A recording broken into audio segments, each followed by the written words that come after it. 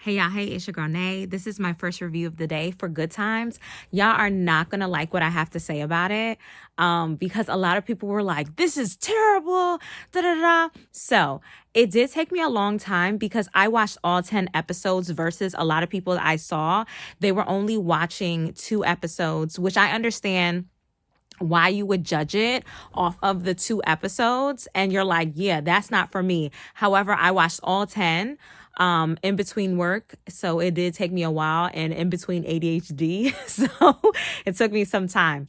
So like I stated, not everything I said is going to be good, not everything I say is going to be bad, but it's always going to be respectful because I don't like to burn bridges. I like to work with companies, but it's going to be honest. You feel where I'm coming from?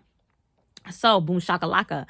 The show shouldn't have been called Good Times. Maybe it should have been called something different because the only thing that correlated with one another was that both of the families were African American, and that's the one from the 60s or 50s, 60s, 70s. I believe it came out in the 1970s. The original Good Times came out in the 1970s, as well as the only thing that correlated was them being in the projects. That was the only thing that correlated between the two projects.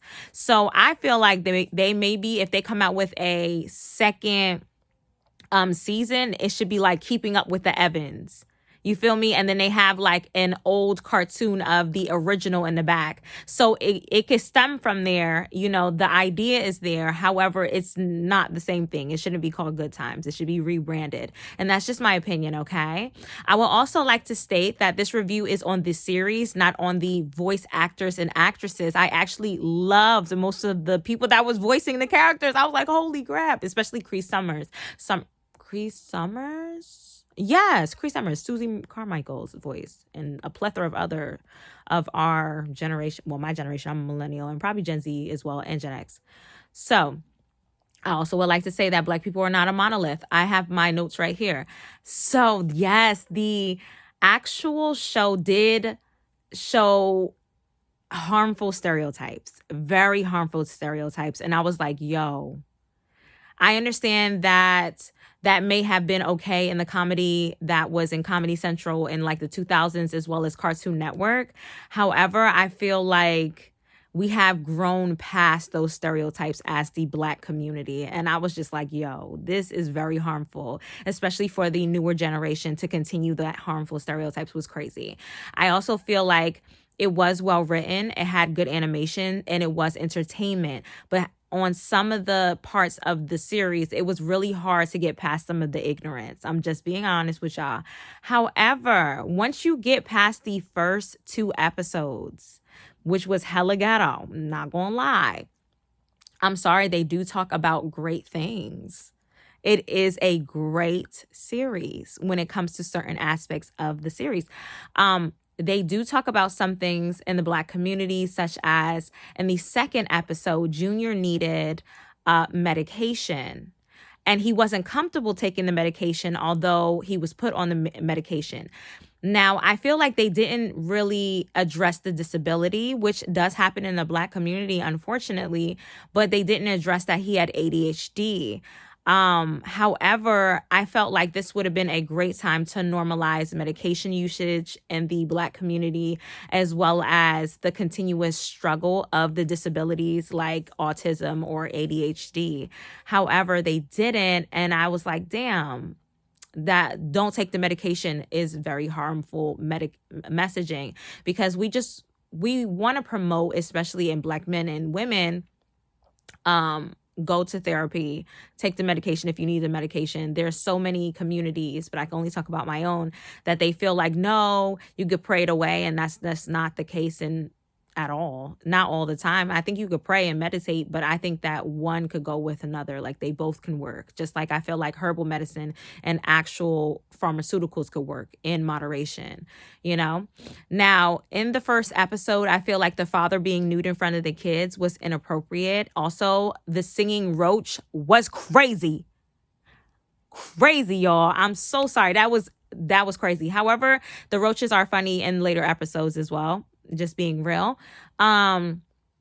As a Black woman, I was super irritated in the first episode when the mom put the pew pew in the son's pamper. That was so inappropriate. However, you see throughout the season, that's just who the person was. Also, the narrative that Black women should settle for struggle love, I hate that so badly. And that is a common thing in my community, which I hate.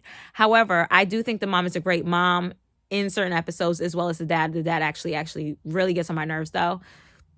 I did enjoy Black Jesus. He actually is what I feel like Jesus would be like. I feel like Jesus is brown. I also feel like Jesus will be down to earth. I also feel like Jesus will be witty and non-judgmental, but also a little bit fed up, right? We also have this saying, well, I used to have this saying, I'm not Christian anymore. They say God helps those who help themselves. And I thought that was kind of correlated with Black Jesus. He would give them a little sprinkle of help. And then move forward. So I did enjoy that aspect of Jesus. I think Jesus is a cool dude, though. I do believe in Jesus. I did. I did actually enjoy it in episode 3 when Gray and the mother have these differences when it comes to the cycle. And I feel like that happens in a lot of POC as well as Black communities, or just communities where we're not educated enough when it comes to women's cycles and menstruals. I honestly think pads should be free. Menstrual cups as well as tampons should be free. But I feel like we don't have a lot of education when it comes to health in general and when it comes to women's bodies. It was so relatable when Gray and her mom had the conversation, pad versus tampons. The lack of education that we are given when it comes to our bodies regarding our cycles and the stereotypes versus the education that comes with tampons versus pads it was very touching to watch. And the embarrassment when you leak through your pants was also something that I actually experienced. So that was cool to see. The references from Willy Wonka as well as The Wizard of Oz was great to see. Cree Summers, love her. She was the Uchi fairy. The metaphors of what's happening across the globe with the war on women's bodies was super cool, and they broke it down in a comedic way. Also breaking down mother wounds and ending generational trauma. It was, mommy issues in there. It was great. It was great. Episode 3 was great. And moving on, episode 4 was great as well. I mean, you guys might hate me, but honestly, although it was written a little bit ratchet, it wasn't a bad series. So episode 4 was great as well. Still a little ghetto. Includes Elon Musk, Jeff Bezos, and the Microsoft dude trying to send the Evans family to Mars. That's something that people talk about on a constant basis, the new life in Mars. It also started with Elon being kind and growing a trust for the Evans family. They were his experiments. That was an excellent episode. I'm sorry. When I watched that, I was like, oh, wow. I was glued to the screen. The episode 5, it made me side eye. What did I say? The whip? Oh, the whip, the whip. Although it was a reference for Indiana Jones, it made me side eye them. I was like, okay, I'm not into that, Now, ghetto stuff aside, they do talk about gentrification, also systematic oppression, which definitely comes out from outside sources. Also, sometimes it really do be your own people that set you back. So I thought it showed that sometimes we do give the bare minimum in life. So the neighborhood tenant saw Delphine. She was played by Tisha Campbell. Love Tisha Campbell. Gina from Martin, if y'all don't know. And Delphine would take advantage of them. She only gives them rewards when she's up for a presidential election. Does it sound familiar? Anyway, of the building. In psychology, it's called breadcrumbing. You give people a little and then you ignore the rest. Delphine gives the neighborhood little parties, donuts. They're expired donuts, by the way. And they think they're winning, but they're really losing because the apartments still have cold water. The utilities do not work. And Delphine has the best appliances. A lot of us could relate with slumlords in today's climate. Also, something that I noticed was Delphine had the neighbors that obviously were doing bad chant, "It ain't that bad." I feel the tongue is the sword and words can really dictate your destiny. I'm not trying to get spooky with y'all. I actually wrote that down. I said, but if you're religious, you call it prayer. If you're spiritual, you call it manifestations. Words are very powerful. So Delphine stating, "It ain't that bad." She's putting that chant in their head to basically manipulate them into thinking that that's their own thoughts. And when in reality, it isn't their own thoughts, and it is that bad. You know what I'm saying? So no solutions about the problem, about the apartments were getting solved. However, still mixed with the ghetto-ish, the messages were here and there. For instance, the 1.5-year-old like smoking, although it's comedy, he said, sons should never bury their mama. They said sons should never bury their mama. They should bury their sons. And unfortunately, in some communities, that's the sad truth. Like, young men are dying too early. Children are dying early. I actually saw today a young man, he passed, he was 8 years old. He didn't even have a chance. You feel me? I'm from Jersey. I'm not going to tell you where the hood was, but like, you feel me? That really made me sad. That part kind of triggered me as well. If y'all can't, that just made me really sad. It should be the other way around. Also, the son, Junior, he gets a lot of hate, especially from the dad. And we're moving on to episode 5. I said the son, Junior, and the dad made me mad in episode 5 because basic things such as cooking, cleaning, and basically knowing how to take care of yourself are not gender-based. Like, I hate that narrative that they push that, because it's just like, no, you're supposed to take care of yourself. Like, men and women are supposed to know how to cook, clean, and take care of themselves. Also, sorry about the noise, y'all. I'm home. And there's dogs and stuff outside. You know, that's just how it be. Also, I feel like they treat Junior like a dummy and a throwaway sometimes, especially because he has ADHD and he got left back in the 10th grade a couple times. I feel like you should be working with him instead of making fun of him, especially the dad. Also, the narrative that moms should know how to cook and clean and keep the household is outdated. Both parents should be extremely present in every aspect of their house and their children's lives.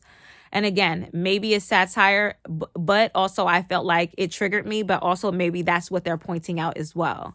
Again, I feel like this was satire trying to be pushed into a lesson. Like, you know, that's just my opinion. Let's go into episode 6 now. It was really good. I really feel, although it's a cartoon, you know how they tell the truth in plain sight. Beverly was making a difference in the Black community, settling the beef between the gangs so there were no more shootings outside. She had her son stop selling drugs, and in return, the neighborhoods got better for the children and everyone.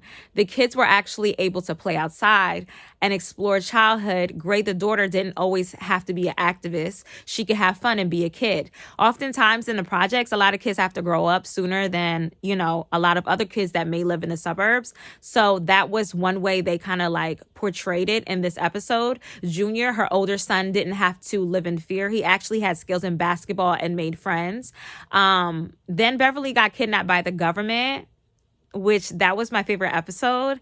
And they stated that they needed the violence and all the rest of it so they could find, so they stated they needed the violence and all the rest of it so they could find their departments, find the departments and be like, oh, we need more money and funding. And which is kind of happening right now. Like, the government is giving all their money to things that we didn't ask for. Like, we're asking for free healthcare. Y'all giving it to other things that don't make sense. Beverly agreed that she would allow the violence so she could escape.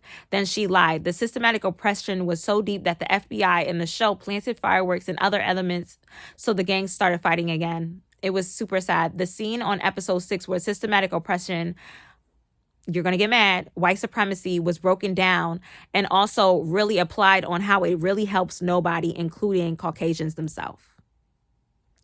Loved it. And all the people going, this is too woke. Go fuck yourself. Great.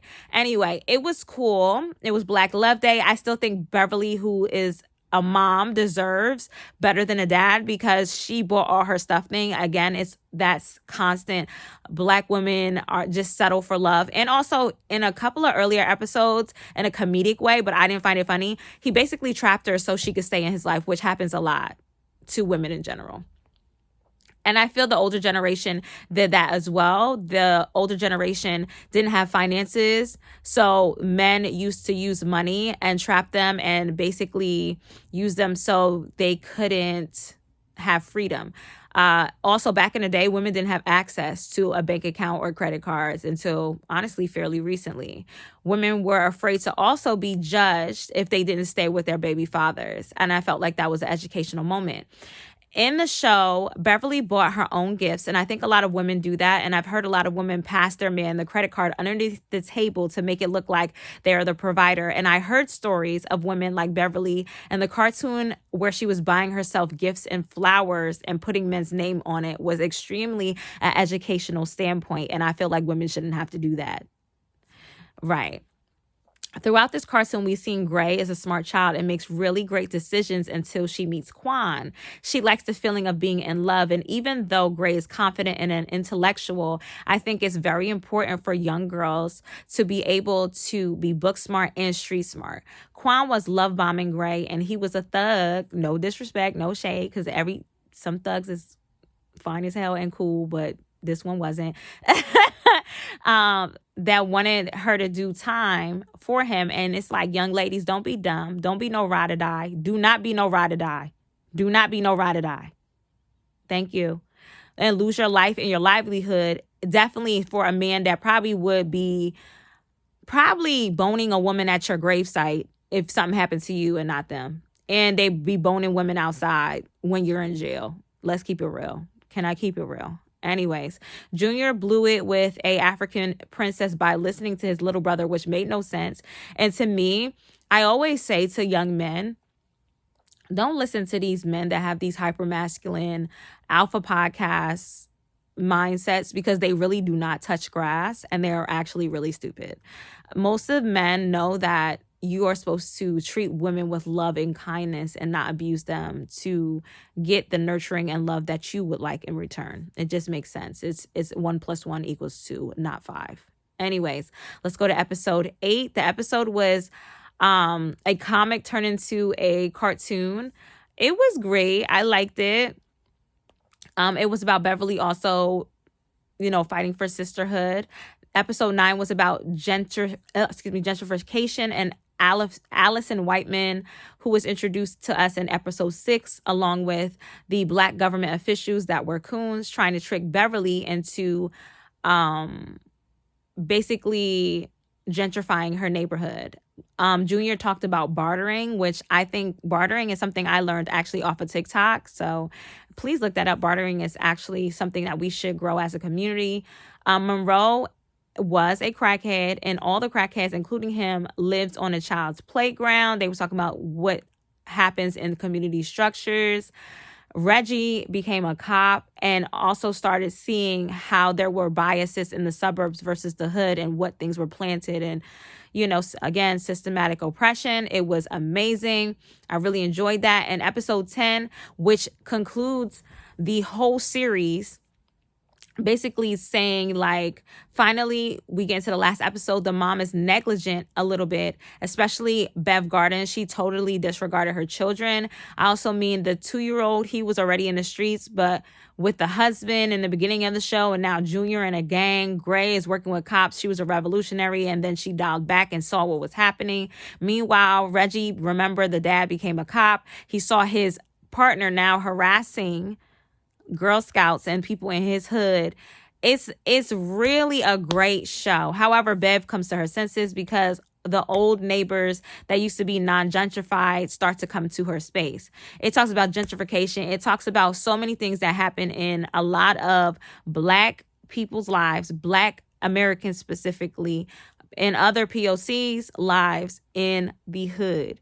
Now, not everything is a representation of really what happens in the projects. However, I thought this show was a 8 out of 10 because minus the stereotypical behavior. However, I did just give the breakdown of what I felt was magnificent about the show. I didn't add any extra stuff because, y'all, I'm tired and I have 50 other things to do. However, not the next YouTube, but the other YouTube, I will do better. But I hope that you enjoyed this breakdown and I hope you have a good day. Okay, bye.